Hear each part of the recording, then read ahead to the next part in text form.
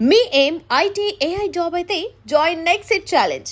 Job తెచ్చుకోండి, 5 లక్షలు తీసుకోండి.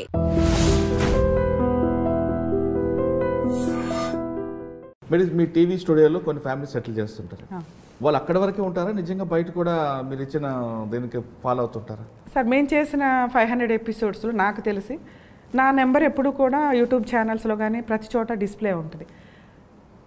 ప్రాబ్లం వచ్చింది అని నాకు వచ్చిన కాల్స్ ఒక 2-3 ఉంటాయి. మేడం ఇప్పటిదాకా బాగానే ఉన్నాం, రీసెంట్గా గొడవ అయింది. కోర్టులో వేసేవాడికి దేకాన లేదు, అక్కడ సెటిల్ చేసేవాడికి అంతవరకు ఫెయిల్ అయినవి చాలా తక్కువ. మీరు 500 ఎపిసోడ్లు చేసిన కేసుల్లో మీకు బాగా గుర్తుండిపోయిన కేసు ఒకటి చెప్పండి. అంటే ఇంత ప్యాథటిక్ కేసు దీన్ని సెటిల్ చేశాను అని ఒక మెమరీ అయితే మీకు ఉంటుంది కదా? అట్లా కొంచెం 2-3 ఉన్నాయి సార్. ఒకటి, నేను వచ్చిన గెస్ట్లు ఎవరైతే ఉన్నారో ఒక ఆవిడ చాలా పేద ఆవిడ. మీరు సడన్గా అడిగినప్పుడు 3 years బ్యాక్వి నేను చెప్పలేకపోవచ్చు, కానీ ఒక ఎపిసోడ్ నేను స్పాంటేనియస్గా గుర్తొచ్చింది. ఒకప్పుడు అడాప్షన్ అనేది ఎక్కడ దొరికితే పిల్లల్ని వాళ్ళు పెంచుకుంటూ ఉండేవాళ్ళు. ఇప్పుడంటే దాంట్లో పిల్లల్ని హెరాస్ చేయడం, వేరే వాళ్ళకి అమ్మేయడం ఇవన్నీ జరుగుతున్నాయని బాగా స్ట్రిక్ట్ రూల్స్ వచ్చినాయి.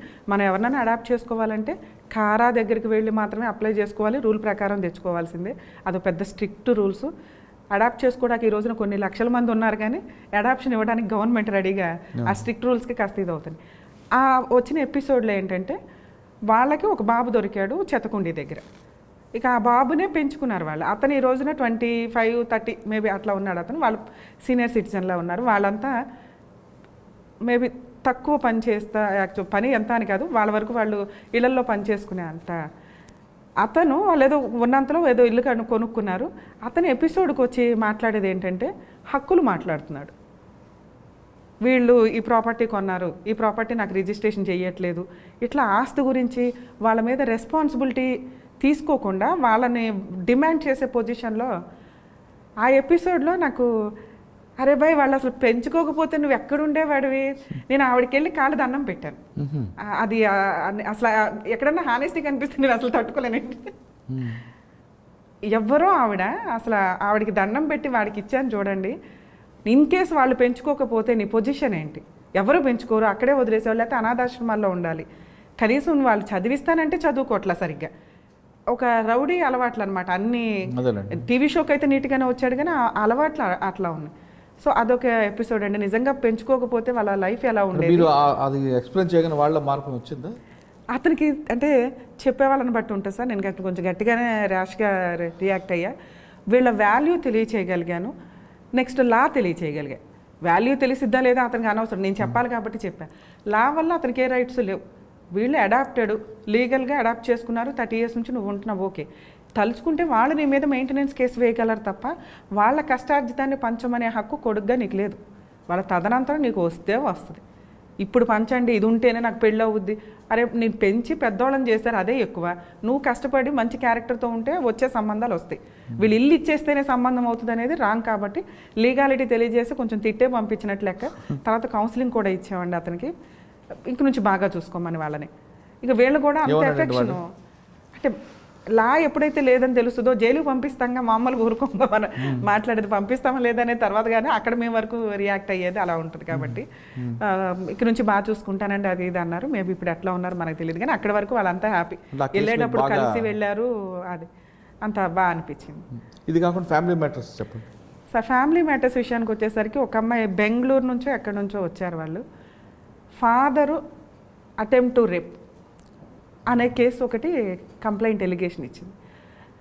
ఎపిసోడ్ ఫాదరే డ్రింకరు. అమ్మ ఏదో గొడవపడి ఇంట్లోంచి వెళ్ళిపోయింది. అమ్మ ఒక క్యారెక్టర్, నాన్న ఒక క్యారెక్టరు.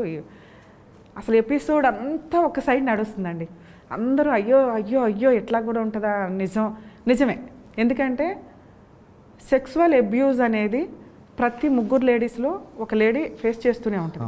అది ఏ సందర్భంలో ఎక్కడ ఎవరితో ఎలా అనేది కొంత ఎక్సీడ్ అయ్యి ఉంటే, కొంత నార్మల్గా ఉంటే, కొన్ని సైకిల్ ద్వారా ఉంటాయి, కొంత ఇబ్బందికరంగా ఉంటుంది. ఇవన్నీ ఈ ప్రాసెస్ అంతా.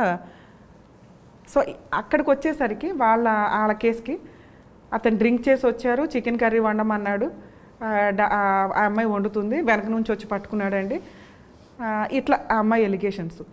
ఇక మేడం సుమలత గారు ఒక రకంగా, ఒక్కొక్కరు ఒక రకంగా చెప్పుకుంటే మనం ఎంటర్ అయినాకే రియాలిటీ వస్తుంది ఎప్పుడైనా కానీ, ఎందుకంటే వాళ్ళు చెప్పిందే నమ్ముతారు వీళ్ళు. వాళ్ళ ఫాదర్ కూడా వచ్చాడు అప్పుడు?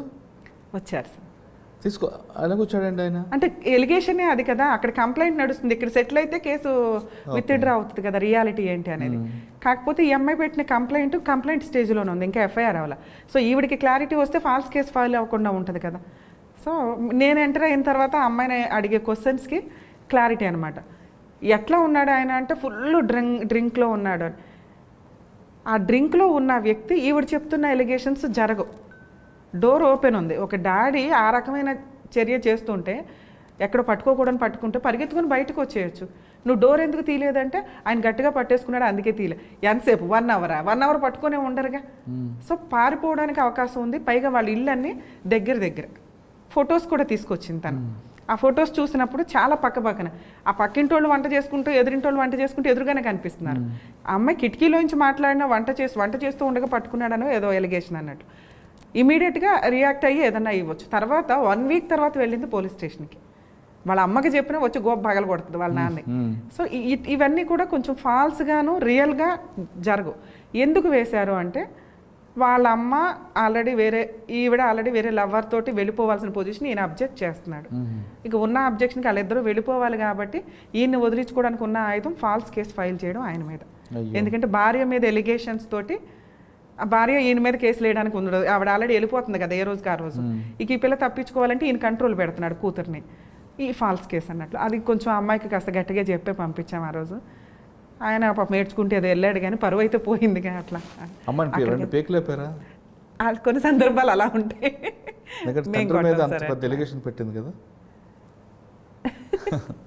ఇప్పుడు మీరు చెప్తుంటేనే ముందే నేను బాధ అనిపడ్డా. ఈ ఎపిసోడ్స్ అన్ని మనకి హాట్‌స్టార్లో ఉంటాయి సార్. ఇంకా స్టిల్ వాళ్ళు యూట్యూబ్లో ఎక్కువ పెట్టలేదు కానీ హాట్‌స్టార్లో. బట్ మీరు లాగి కొట్టిన కేసులు ఉన్నాయి ఎవరినైనా?